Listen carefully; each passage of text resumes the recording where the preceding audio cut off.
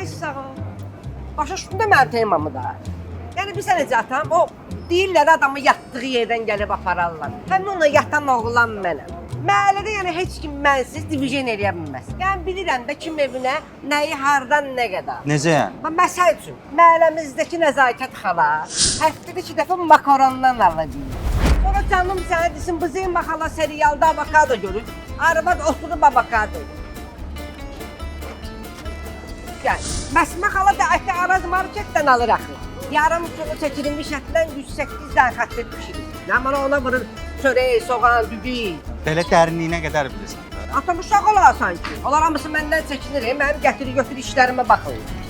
Ala Şirin, neynirsən? Ala bütün məhəllə səni axtarır. Deyirlər bir saatda Şirini göndərmiş Araz marketə gəlib çıxmır. Ala məhəlləni gətir-götür işləri tökülüb qalıb. Atam nə olub, onlara nağıllı olsun da, mənə niyə sıxırlar? Acından ölürlər. Çimə xala Arazın öz brendi olan tazın steykini tapşırdı mənə. İndi onu götürüb yeyərəm də. Atam mən ondan şunu. Ala tez elə gözləyirsən. O tez elə. Bəs. Hə, bəsidir, get. Çox sağ ol. Get. Yaxşı, mən deyib yaxşı. Gözləyirlər səni.